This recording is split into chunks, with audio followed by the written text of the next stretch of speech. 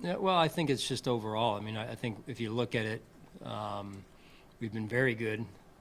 I think 80, 90% of the time, and then we give up a couple explosives, which a little bit inconsistent. Some of that is gap integrity. Some of that is tackling in the hole.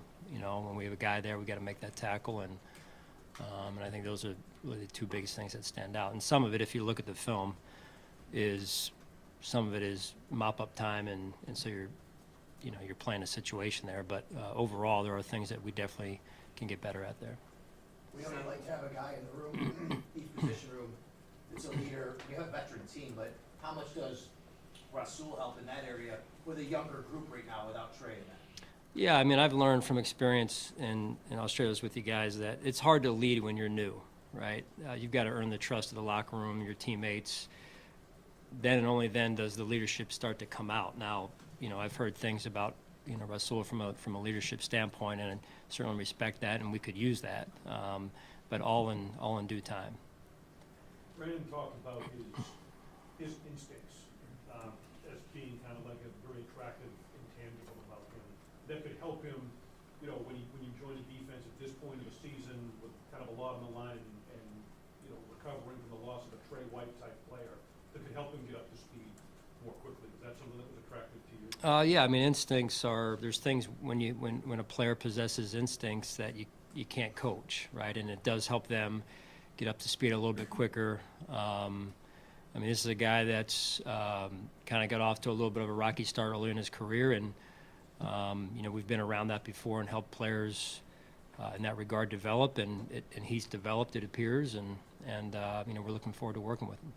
I know it's a different season and different teams, but the way that the Bengals came out and established the rhythm and tempo, especially in how the playoff game began, is there anything that can carry over and maybe be a reminder to your team on getting out fast and knowing that how fast these guys came out and kind of put you on your heels? Yeah, they take a lot of pride in that, it appears. So you just, like any game, you want to come out and get off to a good start. DeMar, going back to Cincinnati, I mean, presuming he's healthy, it's uplifting to try right? Whether he's active or not, is that the emotional factor an issue, or is it strictly a football decision whether he'll be active? I'm not really following you. I mean, whether he is active for the game or not, he's been inactive for a bunch of games. Is the emotional element potentially a factor, or is it just a football decision? In terms of who dresses, Yeah. Strictly a football decision. Yeah. Like it has been to this point. Right.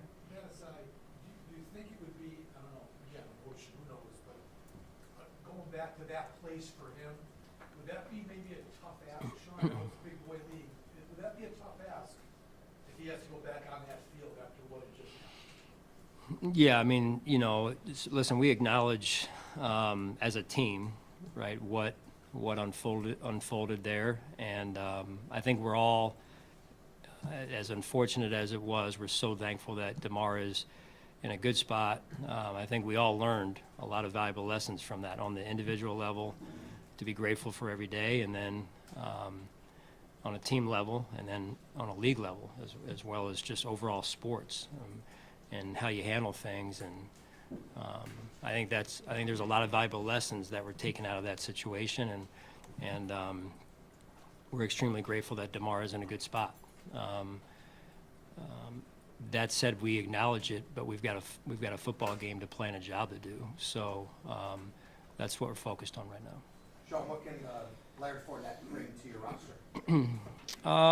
Here's a guy that he has accomplished quite a bit in his career, and I think it's admirable that he still feels like he has goals that perhaps he wants to work towards, right, and achieve. And I think that's just being around him a little bit this morning, very little, just I think that's admirable, and we'll see how he fits in and how he looks as we get on the field today. Sean, how much of an opportunity did you have to sort of self-scout and miss a little bit of a break at the midway point of the season, or did you use that time more to prepare for the Bengals and the upcoming schedule, or kind of look at yourselves more? Yeah, I think you take any extended period that you have to look at yourself first. I think that's powerful. that said, you also need to focus on the opponent ahead, and that being the Bengals. So we did take some time, but my hope and desire is that we're always trying to look backward just to make sure we're aware of where we're at, what we're doing, what we're asking the players to do, and then we look ahead. It calls for a little bit more work week to week, but we did a little bit more than normal just because of the extra day or two. Do you feel like that break kind of came at a good time, after 8 games? Well, I do. I think if you look at prospectively, big picture wise, you're saying, hey, normally you have some form of break before week 8. This one took a little bit longer just because of where that falls and then where the bye is. But I think it, again, big picture perspective, it chops up the rest of the season. We're in a 4-game window right now, and then we finish up with a 5-game window. So, I think that, being able to do what we were able to do, obviously we went through some challenging minutes and moments and adversity, but I think you learn about yourself. You get a little bit of a break this past week. We're into a 4-game stretch starting with Cincinnati, and then we go from there. Sean, one more thing on the Bengals and kind of that quick rhythm passing game, that type of thing. I'm not going to ask you to get into X's and O's and game plan and strategy, but based on the experience, knowing kind of what they bring firsthand, do you maybe feel a little bit better equipped to deal with that? Of equipping me. Defensively.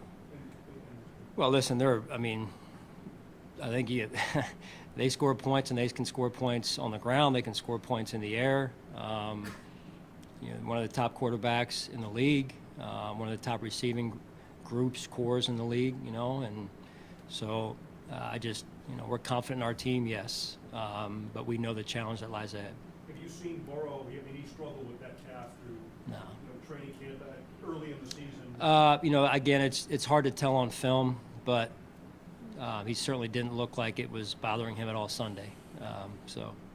Sean, how do you think Tim Staffel's been doing the last couple of weeks? Well, I think he is improved from where he was a year ago, with much work ahead in terms of developing just his overall skill set and consistency. Sean, you have a lot of guys playoff experience on the roster. I don't know how many have the Super Bowl experience, but both the guys you just added both won Super Bowls. Is there any difference when you get late in the postseason having those guys in the locker room who've gotten Lombardi trophies to their name? Right. No, there is. Kind of a experience. You've kind of been there and done that, and I think overall one of the keys of mental skill is trying to keep things in proper perspective, right? So what some people would consider a big game, because you've been in a Super Bowl, say, you're able to keep things in perspective of saying, hey, I've been in the biggest game, and so you can keep things in scale, and I think that helps to add to one's performance. So. Sean, the Bengals started slow and have seemed to get back to where they were last year, certainly improved last few weeks. As you're watching them on film, do you notice what's different or what's improved with them last few weeks? I don't think that the team we're seeing now is any different than the team we saw last year in terms of how they're playing. They're playing at a very high level on all 3 phases. I mean, they got good players, a heck of a roster. They've got good coaches that are putting them in position, and they're executing. All right, thanks, guys.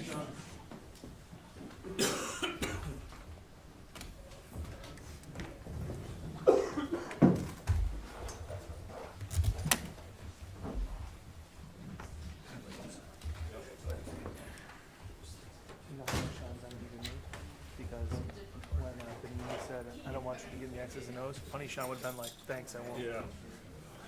I wouldn't anyway. Catherine was like, how was your behind you? Say, yeah, it's fine. Yep. Yeah, because he's